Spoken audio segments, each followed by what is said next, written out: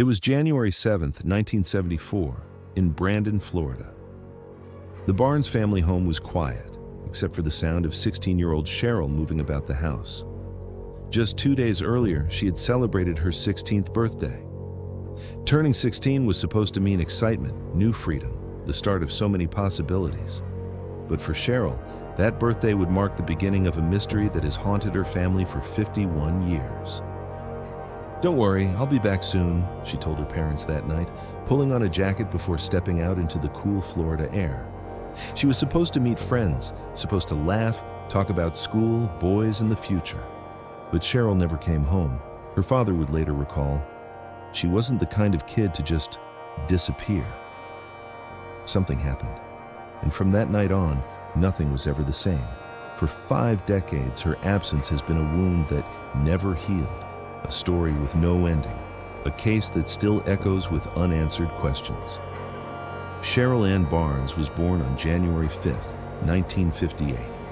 She was the second of 3 children in a modest Brandon household. Friends and family described her as bright-eyed, thoughtful, and deeply caring. She had long brown hair, a shy but warm smile, and a knack for making people feel at ease. Her mother once told a neighbor, "Cheryl's the kind of girl who makes you feel heard, even if you've only known her 5 minutes." At school, she earned good grades and was known for her reliability.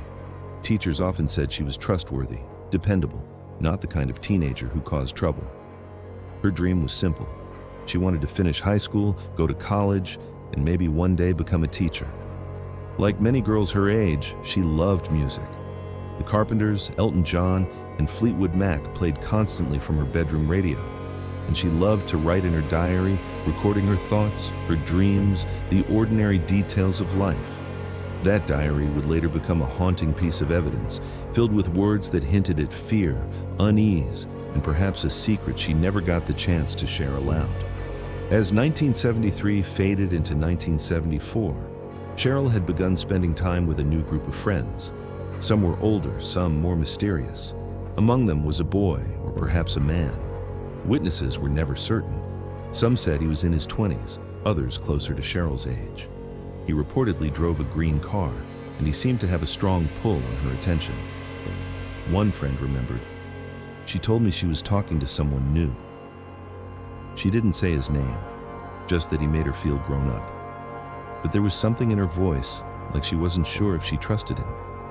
That detail would become crucial, because on the night she disappeared, Cheryl was believed to be going out to meet this very person, but no one knew his name, and no one ever came forward. On January 7th, Cheryl left her home around 7 p.m. She wore her new birthday outfit, something she had been excited about showing off. Witnesses later reported seeing her near the Brandon Shopping Plaza on Brandon Boulevard, a popular hangout spot for local teens. Some said she was waiting, others said she was talking with a man in a car. The descriptions never aligned perfectly, but one thing remained consistent: she didn't look like she was running away. She looked like a girl who expected to come back. When Cheryl didn't return home, her parents called her friends, then the police. But in the 1970s, missing teenagers were often dismissed as runaways. Cheryl was 16. Police told the family to give it time. "She'll come home when she's ready," but her father pushed back. She didn't take clothes. She didn't take money. She didn't take anything but herself. She didn't run away. The hours ticked by. Each minute that passed without action was time lost, evidence gone. As investigators finally began piecing together her last days, Cheryl's diary revealed something chilling. "I think I'm being followed," one entry read. Another said, "If anything happens, remember I love you all." Her mother had brushed off those words as teenage dramatics at the time, but now they felt like a cry for help. Police also learned that Cheryl had expressed fear about a new relationship. One friend recalled her saying, "Sometimes he scares me, but I don't want to stop talking to him." This was the first real red flag. Whoever this mystery man was, he may have been central to her disappearance. Unlike most investigations, Cheryl's case had no crime scene, no body, no discarded belongings, no broken signs of struggle. It was as though she had been erased. That absence made it nearly impossible for detectives to follow a trail. Without physical evidence, they were left with witness accounts shifting, uncertain, sometimes contradictory. The green car sighting became one of the only tangible leads, but the car and its driver were never found.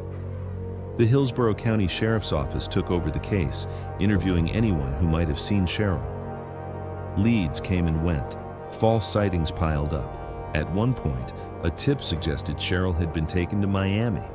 Another claimed she was living under a different name in Georgia. Each tip was investigated. Each led nowhere. The FBI was briefly consulted, but without evidence of interstate travel, they couldn't take over. And the Barnes family? They were left to do much of the legwork themselves. They plastered Cheryl's photo across Florida. They begged news stations to keep her story alive. They knocked on doors, asked strangers, followed rumors. Her mother once said, "It felt like screaming into the wind." People looked at her picture, shook their heads, and went back to their lives. But we couldn't. Years later, investigators revisited Cheryl's case with fresh eyes.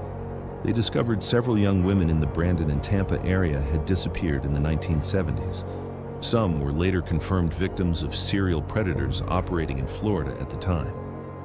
Among the names that surfaced was Gerald Stano, a convicted serial killer who confessed to murdering dozens of women across Florida in the 1970s. Some investigators quietly suspected Cheryl could have been one of his victims, but Stano never confessed to her case, and there was no evidence linking him directly. Another possibility was Bobby Joe Long, another Florida killer who preyed on young women. Again, no evidence tied him to Cheryl, but the similarities were chilling. What troubled detectives most, however, was the pattern. Cheryl's case was not isolated. Florida in the 1970s was a dangerous place for young women. Predators lurked in plain sight. By the 1980s, Cheryl's case had gone cold. Her parents grew older, carrying the weight of uncertainty. Every phone call, every knock at the door could be news. But it never was. In 2000, the case was briefly reopened with the hope of using DNA technology on preserved evidence. But there was nothing to test. No clothing, no body, no recovered items. One detective admitted, "We don't even have a crime scene. We have a girl who left her house and never came back. That's it." For Cheryl's family, the pain never dulled.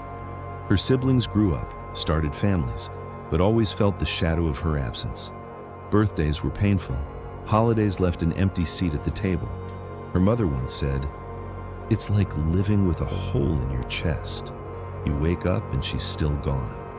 You go to bed and she's still gone." And nobody can tell you why Cheryl's disappearance left an undeniable mark on Brandon. In later years, advocacy groups for missing children used her story as a reminder of why early action is crucial. Her case, along with so many others, helped push for changes in how missing person cases are treated, especially when it comes to teenagers. In 1984, the National Center for Missing and Exploited Children was founded, in part because of tragedies like Cheryl's. By then, her case was already a haunting example of what could happen when law enforcement dismissed early warning signs. Though her parents passed away without answers, her surviving relatives continue to share her story, refusing to let her name be forgotten. 51 years later, the disappearance of Cheryl Ann Barnes remains one of Florida's most haunting unsolved mysteries. No body, no suspect, no justice, just silence. But behind that silence is the life of a girl who mattered. A daughter who never got to become the teacher she dreamed of being. A sister who never got to grow old. A friend who never got to say goodbye. As one detective put it, the scariest cases aren't the ones where we find the body. It's the ones where we find nothing at all. So, as you listen to Cheryl's story, ask yourself, what happened that night in Brandon? Who was the man in the green car? Was she taken by someone she knew or by a stranger? And why, after half a century, has the truth never come to light? Perhaps the answer lies buried in old evidence boxes. Perhaps it lies in someone's memory, a detail long kept secret. Or perhaps Cheryl's fate will forever remain a mystery, one more name on a list of lost young women who deserved better. Cheryl's story is not just about a disappearance. It's about the dangers of being dismissed. It's about the urgency of listening when young women say they feel unsafe. And it's about the families who live with questions they may never get answered. If you have any information about the disappearance of Cheryl Ann Barnes, contact the Hillsborough County Sheriff's Office. Even after 51 years, one piece of information could bring her family the closure they deserve. As always, thank you for watching. If Cheryl's story moved you, please share your thoughts in the comments. Do you think she was the victim of a known predator or someone closer to home? Don't forget to like, subscribe, and turn on notifications so you don't miss the next case we uncover. Because Cheryl's story reminds us of one thing above all: justice delayed is not justice denied.